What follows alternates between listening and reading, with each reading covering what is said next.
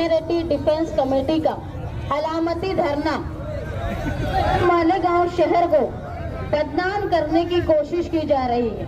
हम माजी में कुछ दिनों से देख रहे हैं कि जहाँ मुसलमान कसीर आबादी होती है, जहाँ माइनॉरिटी की आबादी ज्यादा होती है, वहाँ कहीं बीजेपी अपने पार्टी के लोगों को माइनॉरिटी को परेशान करके या कहीं वो अपने दलाल पार्टी को भेजकर माइनॉरिटी को एक तरफा करके अक्सरियत में वोट लेने का काम करती है। मुसलसल हम पिछले दिनों से देख रहे हैं मालेगांव शहर में कहीं बीजेपी या कहीं बीजेपी की मुखालिफ दिखने वाली दलाल पार्टियां मालेगांव शहर के हालात मजहब के नाम से खराब कर रही हैं। आज ये वक्त आ गया है कि मालेगांव शहर निशाने पर है। हम देख रहे हैं कि तारीख में कभी ऐसा नहीं हुआ कि जहां बेगुनाह मर्द 12 नवंबर में मालेगांव शहर में फिरका परस्ती का शिकार हुए।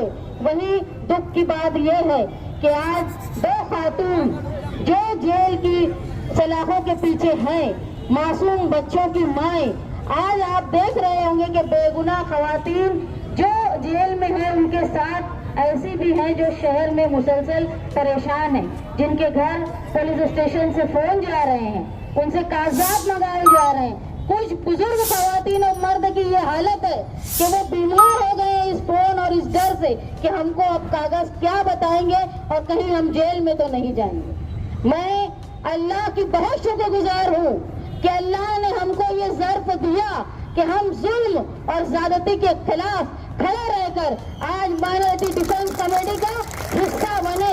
मैं मानती हूँ जुल्म के खिलाफ खड़े रहकर ताकत से बोलना ये सलाहियत अल्लाह सबको नहीं देता। हम देख रहे हैं कि कुछ लोग जुल्म के खिलाफ खामोश रहकर, जिनकी खामोशी ये मुजरिमाना खामोशी है। कहीं ना कहीं हम ये मानते हैं जहां बीजेपी के लोग दलाल शोर कर रहे हैं, वही जिनकी जिम्मेदारी है वो दलाल खामोश बैठे होंगे। ये याद रखें, शहर के आवाम के साथ साथ तुमको अल्लाह को भी मुंह दिखाना है। उस वक्त जब अल्लाह की लाठी तुम पर बरसेगी, उस वक्त तुम जवाब देने के काबिल नहीं रहोगे। इसलिए बेहतर है कि जिस तरह फलस्तीन पे जब हम जुल्म होता है तो हम मुखालफत करने के लिए खड़े होते हैं, जब अफगानिस्तान पे जुल्म होता है तो हम मुखालफत करने के लिए, एहतजाज करने के लिए खड़े होते हैं। यहाँ तक के चीन में, जापान में जब अर्थक्वेक आता है तो हम वहाँ भी दुख की बात करते हैं। लेकिन दुख इस बात का है कि जब मालेगांव शहर की 2 खवातीन और सैकड़ों बुजुर्ग खवातीन और नौजवान आज परेशान है तो हम मुखालफत और एहतजाज करने के लिए खड़े नहीं हैं। ऐसे लोगों को शर्म के मारे डूब मरना चाहिए। अगर हिंदुस्तान के साथ साथ दुनिया में जहां भी माइनॉरिटी पे जुल्म होता है वहां आवाज उठाने का काम हम करते हैं, तो मालेगांव शहर में जब जुल्म हो रहा है तो जो लोग खामोश हैं उनको जवाब देना होगा। या हो सकता है जहां इज्जत नफ्स खत्म हो जाती है, गैरत खत्म हो जाती है, वहां कोई जवाब दे भी नहीं होता। खैर, अल्लाह जिनके इज्जत नफ्स जिंदा रखे। आज हम लोग ये देख रहे हैं कि कहीं साहू परिवार भिवंडी में बांग्लादेशी पकड़े जा रहे हैं, कहीं दिल्ली में बांग्लादेशी पकड़े जा रहे हैं, कहीं बम्बई में बांग्लादेशी पकड़े जा रहे हैं, कहीं रामदास बांग्लादेशी पकड़ा जा रहा है तो कहीं मोहम्मद शरीफ बांग्लादेशी पकड़ा जा रहा है।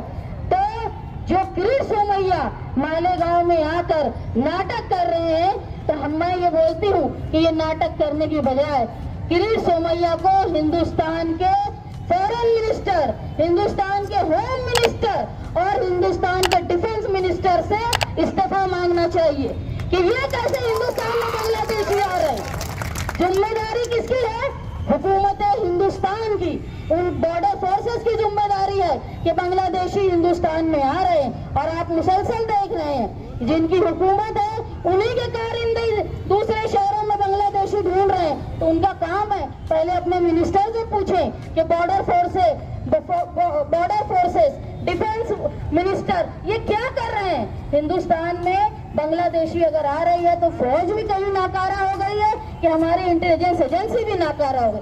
बेहतर ये है, मैं माइनॉरिटी डिफेंस कमेटी की तरफ से ये मांग करती हूँ कि मालेगांव शहर पूरी तरह शफाफ है, यहाँ कोई बांग्लादेशी नहीं है। ये हो सकता है कि हमसे कागज बनाने में गफलत हुई है, लेकिन हमारी गफलत मुजरिमाना नहीं है, हमारी नीयत खराब नहीं है।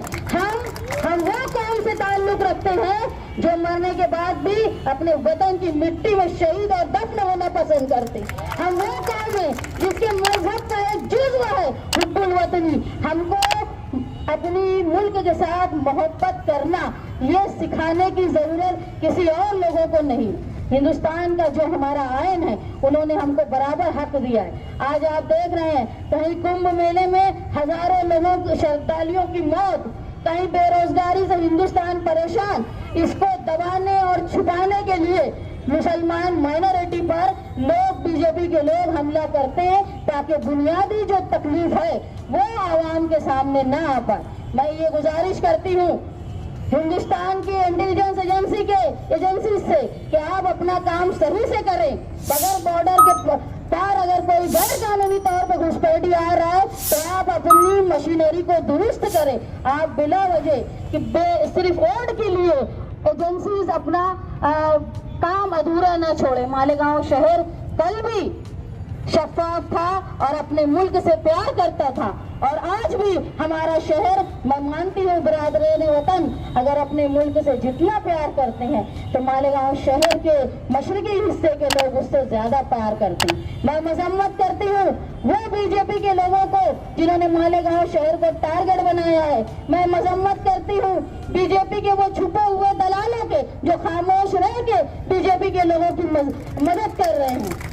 आज अगर मालेगांव शहर की 2 खवातीन जेल में हैं तो हम ये उम्मीद करते हैं कि हम हमारी बिसात के मुताबिक हम पार्लियामेंट में नहीं बोल सकते, हम असेंबली में मालेगांव शहर की नुमाइंदगी नहीं कर सकते, लेकिन हम जहाँ जहाँ नुमाइंदगी कर सकते हैं, जहाँ हम अपने दस्तूरी हक के जरिए हम अपनी बातों को रख सकते हैं, हम रख के जुल्म और नाइंसाफी के खिलाफ एहतजाज करेंगे। हम कोशिश करेंगे कि मालेगांव शहर में जिस तरह का दाग लगा है, कोई बेकसूर माँ, कोई बेकसूर बेटी मालेगांव शहर में वोट की सियासत के नाम से परेशान ना हो, जेल की सलाखों के पीछे ना जाए। मैं अल्लाह से दुआ गो हूँ कि माजी में जिस तरह हमको मुश्किलात से अल्लाह ने निकाला है उसी तरह मुस्तकबिल में भी हमको इस दाग से निकाले और मालेगांव शहर का जिस तरह नाम ऊंचा था वो हमेशा कायम रहे। माइनॉरिटी डिफेंस कमेटी के नुमाइंदे और लीडरान शेख आसिफ साहब मुस्तकीम डिग्निटी